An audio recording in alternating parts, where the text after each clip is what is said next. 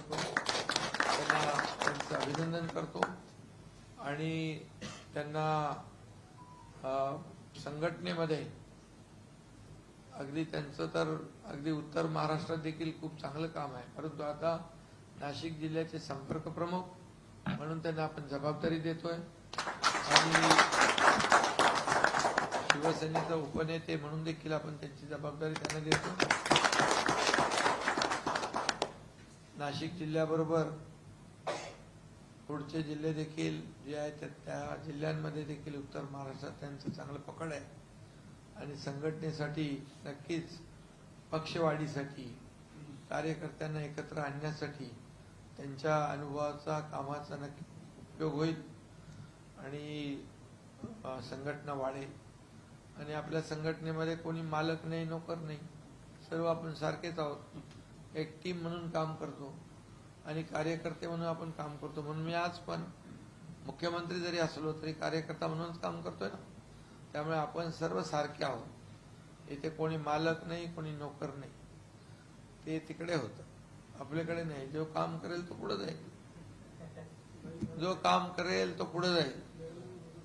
आणि त्यामुळे मी आज त्यांचं मनापासून स्वागत करतो आणि मला देखील मनापासून आनंद झालाय की विजय अप्पा आपल्या शिवसेनेत आले. बाळासाहेबांच्या विचारांच्या खऱ्या शिवसेनेमध्ये त्यांच्याकडे धनुष्यबाण आहे आणि बाळासाहेबांचे विचार आहे. त्यामुळे असं एक कारभार वाढत जातोय आणि गेला की मग तो त्याला नवीन नवीन भूषणं दिली जातात. परंतु स्वतः आपण याला जबाबदार आहोत हे चांगलं आहे. कारण जोपर्यंत आपण जबाबदारी स्वीकारत नाही किंवा आपली चूक कबूल करत नाही तोपर्यंत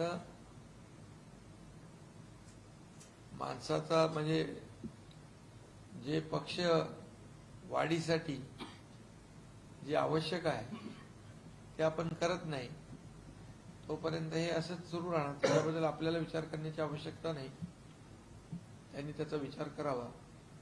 परंतु मी एवढंच सांगतो की मी मुख्यमंत्री म्हणून जे आज काम करतोय, दिवस रात्र सरकार म्हणून आपण काम करतोय, यासाठी ही जे संघटनात्मक एक ताकद फळी उभी करण्यामध्ये विजय अप्पा करंजकर यांचा देखील सिंहाचा वाटा राहील हा विश्वास मी या ठिकाणी व्यक्त करतो. बाकी आमचे सर्व पदाधिकारी इकडे आहेत, दादाजी आहेत, अजय बोरस्ते उपनेते आहेत, आमचा भाऊ चौधरी आहेत, सर्वच आहेत. आणि नाशिक जिल्हा जो आहे हा नाशिक जिल्हा पूर्णपणे शिवसेनामय ताकदीने उभा राहील. आणि आता लोकसभेची जी आमची जागा आहे ती विजय अप्पा करंजकर आल्यामुळे विजयाचा मार्ग मोकळा झालेला आहे असं मी विश्वासाने या ठिकाणी सांगू इच्छितो. बाकी तुमच्या पाठीशी मी खंबीरपणे उभा आहे. मी काही फेसबुक लाईव्हला नाही आहे आणि बाहेर फिरत असतो, घरात असतो मी. आता वाजले किती बघा. त्यामुळे आपण वाहून घेतलेलं आहे संघटनेसाठी, पक्षासाठी. बाळासाहेबांचे विचार, धर्मवीर आनंदीगे साहेबांच्या शिकवणीप्रमाणे आपण काम करतो. त्यामुळे तुमचं मनापासून मी पुन्हा एकदा स्वागत करतो, शुभेच्छा देतो आणि पत्रकारांना देखील धन्यवाद देतो एवढ्या उशिरापर्यंत आपण थांबलात. कारण आज उद्या आम्हाला प्रवेश घ्यायचा होता सकाळी, पण नाशिकमध्ये निवडणूक आहे आणि त्यामुळे काम भरपूर आहे. त्यामुळे आता हे रात्रभर आमचं काम डे नाईट नाशिकमध्ये चालू आहे आणि म्हणून आता आपण एवढ्या उशिरा प्रवेश घेतो.